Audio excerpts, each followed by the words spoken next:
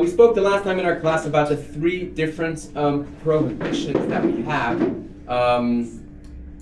That is eating, cooking, and deriving benefit, right?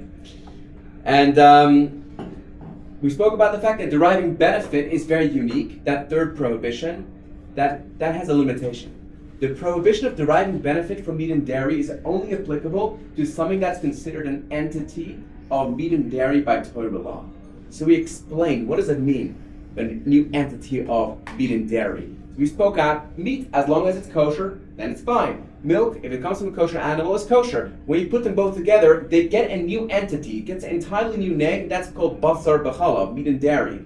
Now, only something that is classified Basar BeChalav by Torah law, that is the only meat and dairy that one may not derive benefit from. So, an example, deriving benefit, if you own a factory that produces meat and dairy together. Now, I would like to explain. If you own a factory that produces food that actually cooks them together to meat and dairy, so then you're producing, so to speak, meat and dairy by Torah law, and you're deriving benefit from it, even if you're not cooking it, even if you're not eating it. The fact that you're getting money from this means you're deriving benefit from it, and that is prohibited. However, if the form of food that they're producing isn't meat and dairy by Torah law, it's maybe meat that gets first cooked and then afterwards you put something that's cold coating over it, whatever, however they do it, if it is not being cooked together and it's only rabbinically prohibited, then you are allowed to derive benefit from that. Okay, so that's what we spoke about during our last class.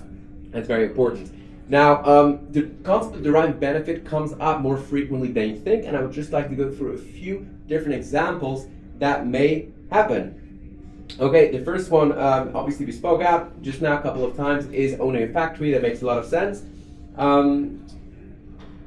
But what about a pet? We also mentioned this clearly. One may not feed Basar BeChalav to dogs, even if it's not your own dog. Okay, so even if you're trying to feed your friend's dog or whatever it is, or you bump into a wild dog in Ramat Eshkol, that happens more often. Not a good idea, but it does happen. Dogs have to keep kosher. No, they don't need to keep kosher. Dogs don't need to keep kosher. Dogs can eat non-kosher. But what happens if you feed your dog? Do you have a dog back home? Yeah. Great. So your dog is allowed to eat non-kosher, no problem at all. But what happens when you feed him is you are getting benefit from that. Luckily, we see that you, as the owner of the dog, is getting benefit from that. So my dog can't eat non-kosher food. No, not kosher, but milk and meat and dairy together. Meat and dairy is something that is prohibited. Has a 3-element prohibition. You're not allowed to cook it. You're not allowed to eat it. That's only limited to humans that you're not allowed to eat it. Your dog, in theory, is allowed to eat, but there's no prohibition on you making sure your dog doesn't eat it. There's a different issue. That the same way when you sell meat and dairy, you're deriving benefit from it, which you get, even if you didn't cook it or didn't eat it. The same thing is true also if you feed it to your dog. That's classified as getting benefit from Basar BeChalav. You are getting benefit from that, and now your dog is full. You feed them non-kosher food, but meat and dairy is different to just normal non-kosher. Yeah. See, so I can give my dog any standard kibble, which is lamb and lamb mince. Of course. Yes, as long as you don't But I have can't cheese. pour milk and cheese on it. Oh, Which I'm definitely guilty of doing. No. Putting You cheese on can. his You food. can pour milk over it as long Grapes and parmesan. as long as it's not being cooked together. That's exactly what we're saying. You understand the So, difference? yeah, I do. So I can give him cheese on top of the. That's right. I once had a student at Aspire at the Aish My dog's gonna start program. growing pears in it. And your dog is going to grow pace? Yeah, That's really what it means. It's going to walk. One day he'll walk into your outdoor strangle. He's got a kipper as well. Sure. There you go. In any case, so that's what we're saying. I once had a student in Aspire, and she told me that she has a dog that actually typically likes eating cold meat with sprinkled cheese over it. Yeah, Is that permitted? Yes. Great, so that's permitted. No problem. Although a human being, a yid is not allowed to eat that. Yeah, rabbinically. But rabbinically, the only issue is deriving benefit. We spoke out. Deriving benefit is only prohibited on something that is classified as a Torah-based entity of Basar BeChalav. Now, is cold meat with cold cheese a Torah prohibition of Basar BeChalav? The answer, no, it's never been cooked together. Only something that has been cooked together is called Basar BeChalav by Torah law. Now, this cold meat with a sprinkled cheese on top has never been cooked together, and therefore is only a rabbinical extension, prohibited to eat by rabbinical law. Right? Correct. But as we talk about deriving benefit, it's fine. So therefore, if you want to feed your dog lamb, whatever, and pour some cold milk over it, go ahead. It's not a problem. Your dog doesn't have to keep kosher, and you're not deriving benefit from something that's been cooked by Torah law. Does that make sense? Yeah. Great. Yeah, Tzadi. Why can you derive benefit from treif but not from Basar BeChalav?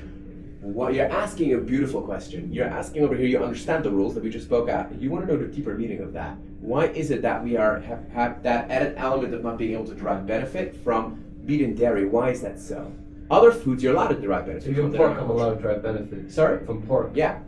Okay, I want to know why that is. You want to know about this? Okay, have the research. Correct. But most prohibitions are only against eating. Over here we have a threefold prohibition. There's one on eating, one on deriving benefit, and one on cooking.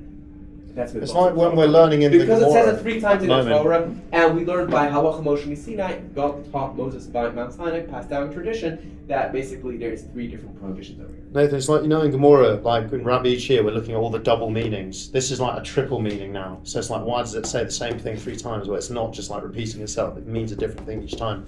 But with normal non-kosher, it just says it once. That's So the a Jew difference. can have a pork shop and sell pork. Yes. As long In theory, as yes. he can eat it and his workers aren't Jewish. Right. What if he's open on Shabbat? That's a different thing. That's already That's a Shabbat good question. It's a That's a whole different, Shabbat question. That's a Shabbat question. You're not allowed to have a shop open on Shabbos. And you're not allowed to buy a shop that's open on Shabbos. If it's owned by a Jew. But you're not allowed If it's to- owned by a non-Jew, you can. Tesco, what do you call it? I mean, in America, whatever shop. Tesco is owned by a Jew, started by a Jew, and Co stands for Cohen. Right, exactly. No. It does. What's a test then? You also have the name. Tessa. Tessa, no, Tessa He is named it T- after his wife, Tessa. No, that's Cohen. not true. Oh, really?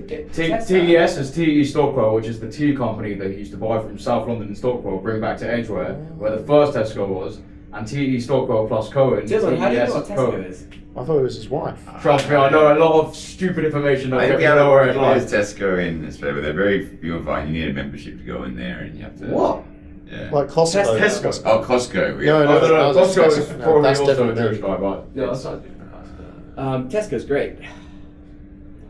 So you're not allowed to benefit anything. Wait, from Shabbat. wait. Tesco's the England's convenience Yeah. store. Oh, of course. They do those $5 sandwich meals. Yeah, meal deal. You get those 3. You get a drink and a snack and a thing. The first time I had a Scotched egg. Scotched eggs are fun. So English. Amazing, I love the English.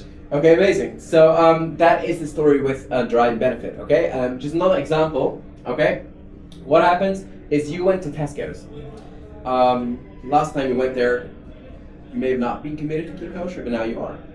And it's a little confusing for you now to navigate the supermarket. You buy something, you come home, and you're like, oh, this is real meat and dairy.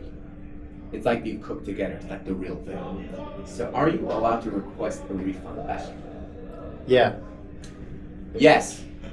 If you don't eat it, yeah. Does anybody disagree with that? Probably. Oh, actually, no, you can't. Sorry, I changed Take mine. it back. that's a Jewish dog with a kippa. Oh, great. I see the Because you paper can't benefit. You can't benefit from it if you're. Can you repeat the question? You went to your local supermarket. What is your local supermarket called? Ralph's. Ralph's. Ralph's. You go to Ralph's. Where are you from? Los Angeles. You have I don't Ralph's. shop. I don't shop there. And you walk into Ralph's and you like buy something there. You shop. You come home and you're like, oh no, this is real Basar BeChalav, meat Torah. This is like real meat and dairy. And you're not planning on eating that. So what are you gonna do? What does any normal person do when they buy something they don't need to have, they can't have? They go back to the store next time. They go to the shop and they ask, they get a refund, whatever. Get money back or store credit, whatever it is. Can you do that or not? No, you can't. No, you can't. Wait, Why can't you do that? Because you're deriving benefit. Oh, excellent. Because No, you're not trying to benefit. You're getting your money back. but No. how does that work in Jewish monetary law? How do we view that? Getting money back, basically, that's basically practically what's happening. What you're doing is You're selling the it. store is allowing you to basically sell something back to them. In Yeah. other words, you're selling that non-kosher meat and dairy back to the store now. But if it's at the same price, it's equal. It's No, but it's a not. sale. It's still a sale. Sadly, It's no it's a profit. sale. You can't sell it. What if they give you no? Something to never mind. burn it. What? You're supposed to burn it. Just chuck it out in the garbage. Chuck it out. Chuck it out. Well, can you give it as a gift to a do you give it to your non-Jew? non-Jewish neighbor? If that's if you get any benefit from it, rather. But you're not. Ideal is- You're not He's benefiting he's from not it. Jewish. He just eats it right. Can you give it to your enemies? Because What? then, can you give it to your enemies? You So make then, your enemies your friend. no, but like not making them your like What about in charity? secret. Can you give it to your enemies? Like a. Why would you just you can chuck it out? There's no issue. No, but I don't like the idea of wasting Your neighbors food, are Rabbi. friendly indeed. They're not Jewish. And Right, it could be ideal or not because we consider to some extent still benefiting from it. I mean, just think about it. If you are not allowed to derive benefit from it by giving it to a pet, even if it's not your own pet, so I guess you. Yeah, but that's because dogs don't have free will. So like when you're giving They'll an just animal. eat But when you're giving an animal something, you're benefiting from it because they can't choose themselves. So they're like, you're doing it for yourself. But a human has free will, so you can give something to a human without it really being for you, like that. So I think it's different. Right. Yeah. I hear that. Okay, I'm happy to consider to look into the research that further. Yeah. In any case, great. A pot that became non-kosher due to Basar BeChalav use. If the owner doesn't want to kosher it, or if the pot can't be kosher, then he may sell the pot to a non-Jew. Fascinating. Okay? What happens if you use the pot, okay, and it's completely non-kosher? You cook meat and dairy in there, like, totally, or meat in there and then dairy straight afterwards. Within the same 24 hours, it's all mixed up, all smooshed up, got a real meat and dairy pot. That's just what it is now. So you can kosher it, by the way, okay? These are different ways of koshering it. That's great. But if you don't want to do it, can you sell that pot now to a non-Jew because you're in theory selling meat and dairy? No. You sell it to a, Yes, you can. you sell it to a non-Jew, but can you sell it to a Jew knowing that if you sell it to a Jewish person, If he koshers if it, they know that it's not kosher, And he koshers they're it? happy to kosher it. yeah, you can do that. You have to tell them, obviously. You have to like, tell them. Oh, yeah, If you you need don't to tell kosher them, it. it's not. yeah, good. you know, this pot, I've got this pot now right now. We want to sell it, we want to kosher it. That's fine. Yeah, nice. That's okay. That's Good good. job. You say Good that, job. but Wasn't how do you do bad. that? Wasn't You say bad. that, bro, it's okay. If I have a pot, Huh? Got you're you. saying if I have a Got pot, you there, right? hot meat in, and hot dairy in, Yeah, I could sell it to a non-Jew even if I don't make it kosher. yeah. But to a Jew, I can't do that. Unless Unless you unless you know the person is going Where'd to you get kosher this it. pot from? If you know what, The pot you cook meat in it. it's your own pot. You messed up. Oh, the Mistake. steak. Meat and dairy. Mistake. Or before you were committed to keep kosher, and this is your meat and dairy pot. This is the one dish But it that has to your be hot dairy thing. It What? must be hot dairy. though, right? Lasagna. Hot dairy? Because let's yes. say I have a you make your plate. you make your meat lasagna in and I there with put cheese and everything. steak. sounds so good. Let's have a plate for meat, and I put steak on the plate, and then Nah, after, lasagna you don't mix it like in the the next thing, you mix it day, in the I put like ice curd. cream on that plate. It's okay though, Actually. because it's cold. Yes. My mom Yes. made So I'm allowed to secret put dairy on a meat lasagna. plate as long as the dairy's cold. Yeah. Yeah, but ideally we separate them. Like occasionally you can do it for occasional use. Usually. Yes. I have that's a whole separate class, but yes, that's the short answer. Okay, great. That is just a couple of things you're gonna know about. Another interesting point: if you got it in a way that you can't do anything about. For example, if it became yours and it wasn't by choice, meat and dairy became yours, it wasn't by choice. Now I'm gonna, guys, know any way how that can happen? You get the wrong delivery. Oh, that would be quick. Yeah. No, Tesco gives you the wrong give it back. delivery. So And you you, bring them up to take it back. No, you give it They're back. not taking There, it it's not back. yours. Let's be real. no, but it is now because They've the left other it at the person door. gave up hope. Yeah. Okay. But it's not really yours yet, only if you decide to take it. Okay? No, but it's in your house. Like you start unpacking the bag, and They've substituted and something. it's not Tesco obvious. deliveries, it's like the entire London, you see those cars driving Yeah, around. and Rabbi, it's not obvious that it's not meat and dairy. So you open the packet because it looks similar to your item. So you open it, and now it's like. I have a better example. Okay. Okay. Just imagine that someone inherits it. Oh. Parents what? Meat and Inherits it from their non-Jewish relative. dairy. Or from their parents maybe didn't keep kosher. Or their And they friend have meat gave and them dairy a in the gift. fridge. And you don't have to acquire a gift. If I give you a gift, you can say you don't have to acquire it. Here, it became yours without anything to do about it. No, so you It's invited your inherited. friends over for a Hanukkah meal, and someone bought you pigs and blankets. Yeah. They didn't know. I said, thank you so much. Someone bought you a put it to the shepherd's side, pie. You chuck it out after they go. Yeah. Cheese and shit. It's cheese on the top. No, what if If it's they made properly. in that situation? It's made properly. I have shepherd's pie without cheese on top. Yeah, It's not shepherd's pie. That's meat and potatoes, my friend. I'll ask my wife. She's the And it was English one. probably cottage pie.